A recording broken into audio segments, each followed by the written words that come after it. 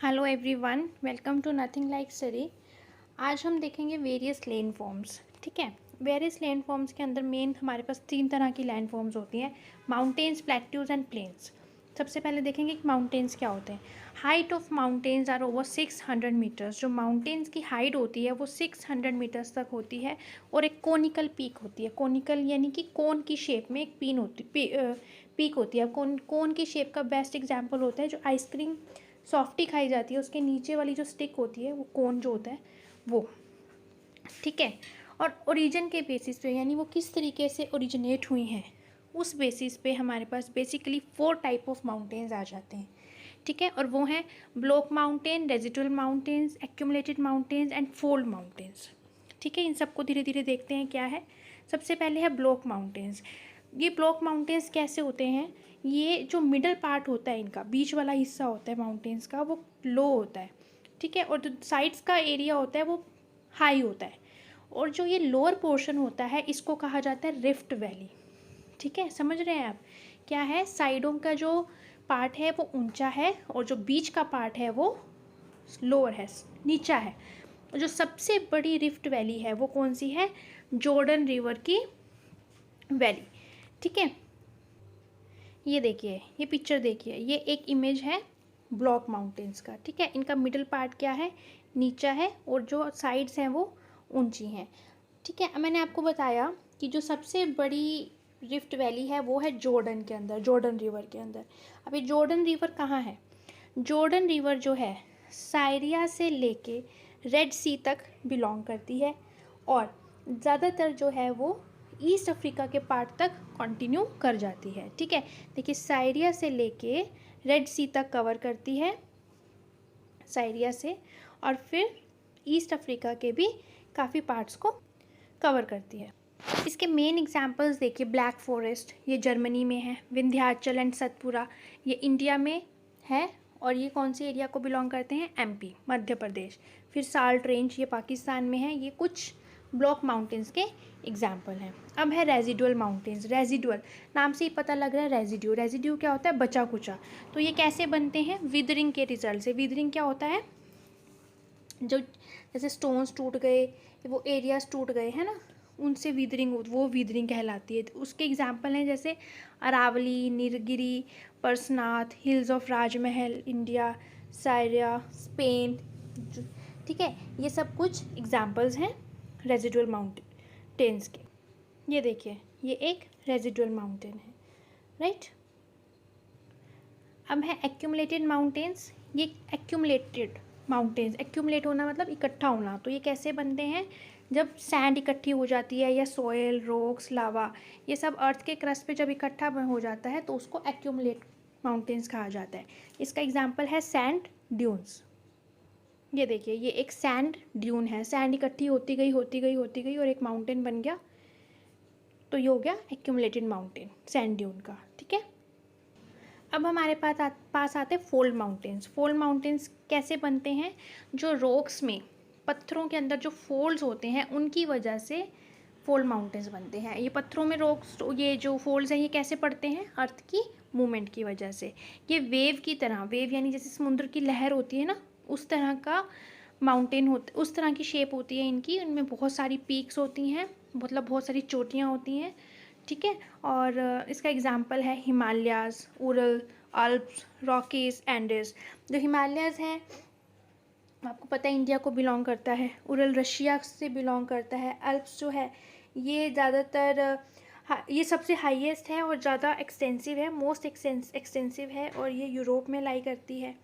फिर रॉकीज़ ये north America, Andes ये साउथ अमेरिका को बिलोंग करते हैं। ये देखिए, ये है फोल्ड माउंटेन्स का एग्जाम्पल। ठीक है, देखिए इसमें कितनी सारी आपकी पीक्स हैं, ये वेव जैसा है ना, इसमें कितने सारी जो हैं पीक्स हैं, लोज हैं। ठीक है, तो ये कौन से माउंटेन्स हैं, फोल्ड माउंटेन्स। अब नेक्स्ट हम देखते हैं प्लेट्यूज।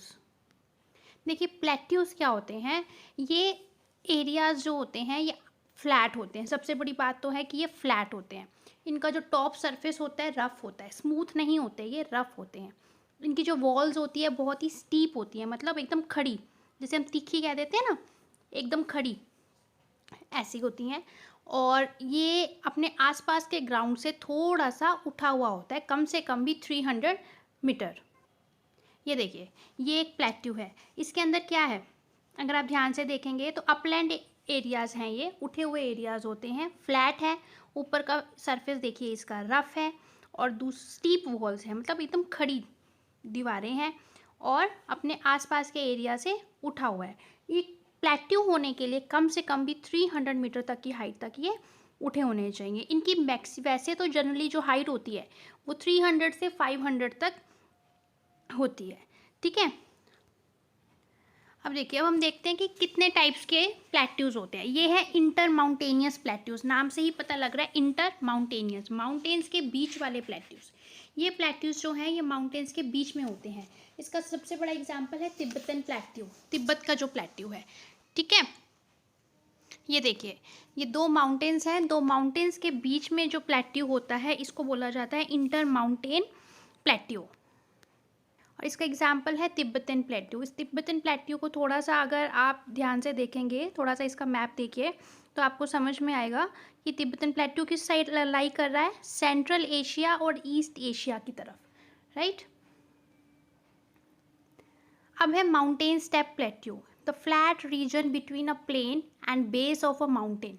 क्या है, एक प्लेन है, प्लेन और माउंटेन का बेस, माउंटेन का जो तल होता है, बिल्कुल नीचे वाला तला, उसकी स्टार्टिंग, उसके बीच का जो रीजन होता है फ्लैट, उसको बोला जाता है माउंटेन स्टेप प्लेट्यू। फिर है continental plateau, these are formed when laccolith, laccolith देखिए अब क्या होता है, लैकोलिथ एक डोन शेप्ड बॉडी होती है, सैंड ड्यून दिखाया था मैंने आपको, डोम, डोम किसे कहते हैं, जैसे जो ये बुद्धिस्ट वगैरह के वो होते हैं, जो बुद्धिस्ट मॉन्क्स के ये स्टूपास वगैरह होते हैं, ज़्यादातर डोम शेप के होते हैं, है ना। वैसी सी जो शेप होती है वैसी ही इनकी शेप भी होती है लैकोलिथ्स की।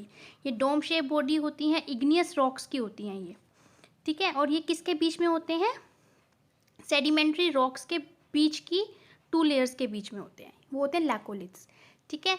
ये कॉन्टिनेंटल प्लेट्यू कैसे बनता है, जब ये जो लैकोलिथ है अर्थ के अंदर जो होता है वो ऊपर की तरफ आ जाता है, क्यों, वीदरिंग की वजह से। वीदरिंग क्या होती है, जो धीरे धीरे टाइम के साथ साथ थोड़ा थोड़ा थोड़ा थोड़ा थोड़ा थोड़ा एरिया हटता रहता है, उसको बोलते हैं वीदरिंग, उखड़ता रहता है, ऐसे कह सकते हैं आप।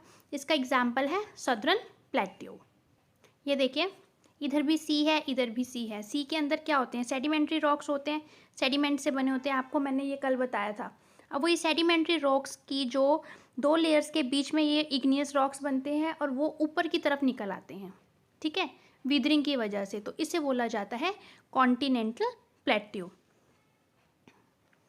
अब है बैंक प्लेट्यूज। बैंक प्लेट्यूज कौन से होते हैं, जो समुद्रों के बैंक पे, समुद्र के किनारे होते हैं, ये होते हैं बैंक प्लेट्यूज। अब है डोम लाइक प्लेट्यूज। डोम लाइक प्लेट्यूज जो होते हैं ये मैन और एनिमल्स, इन दोनों की मूवमेंट की वजह से होते हैं। इसका बेस्ट एग्जांपल है रामगढ़ प्लेट्यू, और ये कहाँ है, राजस्थान में है। देखिए, अब हमें कुछ प्लेट्यूज दिए हुए हैं और उनकी हाइट दी गई है, ये आप देख लेना। नेक्स्ट अब हम आते हैं कि प्लेन्स क्या होता है। तो प्लेन्स क्या है, फ्लैट एरियाज होते हैं, और इनकी हाइट जो है वो 500 फीट से नीचे की होती है, राइट। अब नेक्स्ट देखते हैं। अब ये कुछ प्लेन्स के आपको एग्जाम्पल दिए गए हैं, जैसे फर्स्ट है, एग्जाम्पल नहीं, थोड़ा सा नेम्स ही बताए गए हैं, मेन देख लीजिए। जैसे वीदर्ड प्लेन, वीदर्ड प्लेन क्या, वो किससे बनता है, वीदरिंग। वीदरिंग कैसे होती है, मतलब वो एरिया हटता जाता है, जैसे नदी उसे बहा के ले गई, ग्लेशियर में बह गए, हवा से उड़ के इधर उधर हो गए, है ना, वो होते हैं वीदर्ड प्लेन्स। फिर है लोएस्ट प्लेन्स। लोएस्ट प्लेन्स कौन से होते हैं, जब सोयल और सैंड जो है विंड्स लेके आती है तब इस तरह का प्लेन बनता है। कास्ट प्लेन कौन से होते हैं, ये जो लाइमस्टोन पत्थर होता है जब उसकी वीदरिंग होती है तो कास्ट प्लेन बनता है। इरोजनल प्लेन्स, ये रिवर इरोजन, यानी कि जो रिवर चीज़ें बहा के ले जाती है उस टाइम पे जो वहाँ पे प्लेन बनता है रिवर के किनारे, वो होता है erosional plain. Glacial plains, glacial plains होते हैं मार्शी प्लेन्स, मार्श वाले, दलदल जिसे बोलते हैं, ऐसे प्लेन्स होते हैं, और ये आइस के इकट्ठा होने की वजह से बनते हैं। डेजर्ट प्लेन्स, ये कैसे बनते हैं, नदियों के बहाव की वजह से डेजर्ट प्लेन्स बनते हैं, ठीक है। नेक्स्ट है डिपोजिशन प्लेन्स। क्या होता है, ये कैसे, ये लंबे प्लेन, लार्ज प्लेन्स होते हैं, और जो रिवर्स अपने साथ बहा के लाती है स्लिट, यानी कि पत्थर, मिट्टी, इन सब चीज़ें बहा के लाती हैं, उन सब के इकट्ठे होने से डिपोजिशन प्लेन बनता है, जिसका जैसे गंगा का, सतलज का, मिसिसिपी, हुआंग हो, इनके प्लेन्स हैं, ये डिपोजिशन प्लेन्स के एग्जाम्पल हैं। अब देखिए नेक्स्ट, फॉरेस्ट कितने टाइप्स के बताए गए हैं। जस्ट हमें एक हल्की सी एक्सप्लेनेशन ही दी गई है, थोड़ा सा ही बताया गया है, इनको अच्छे से हम आगे देखेंगे। देखिए सबसे पहले ट्रॉपिकल एवरग्रीन रेन फॉरेस्ट, नाम से ही पता लग रहा है ट्रॉपिकल है, यानी कि ट्रॉपिकल एरियाज़ में मिलेंगे। एवरग्रीन, हमेशा हरे रहने वाले। रेन फॉरेस्ट, यानी यहाँ पे रेन बहुत ज़्यादा होती है, ऐसे एरियाज़। देखिए ये एरियाज़ कहाँ मिलते हैं, इक्वेटोरियल और ट्रॉपिकल रीजन्स में मिलते हैं। ट्रॉपिकल रीजन्स कौन से होते हैं, ट्रॉपिकल रीजन्स में आता है नॉर्थ अमेरिका के parts, south America, Africa, Asia, Australia, ये सब इनके पार्ट्स किसके अंडर आते हैं, ट्रॉपिकल रीजन के। यहाँ पे 200 सेंटीमीटर से भी ज़्यादा रेनफॉल होती है, और इनके जो लीव्स होते हैं ये काफ़ी वाइड होते हैं। जैसे इसका एग्जांपल है रेडवुड, पाम, है ना, इनके जो लीव्स हैं ये बहुत ज़्यादा वाइड होते हैं। देखिए सबसे पहले तो ये देखिए ट्रॉपिकल जोन, इसमें नॉर्थ अमेरिका के पार्ट्स, साउथ अमेरिका के पार्ट्स, अफ्रीका आ गया, एशिया का भी पार्ट आ गया, है ना, ऑस्ट्रेलिया का भी पार्ट आ रहा है, तो ये सब ट्रॉपिकल एरियाज़ हैं। अब ये देखिए ये पाम लीफ है, रेडवुड का लीफ है, सॉरी ये, और देखिए कितना चौड़ा है। तो इनके करैक्टरिस्टिक होती है कि इनके जो लीव्स होते हैं वो काफ़ी चौड़ाई में होते हैं। ये देखिए ये पाम का पत्ता है, देखिए कितनी चौड़ाई है इसकी, है ना, ये इनका करैक्टरिस्टिक है। नेक्स्ट है ट्रॉपिकल सेमी डेसिडुअस फॉरेस्ट।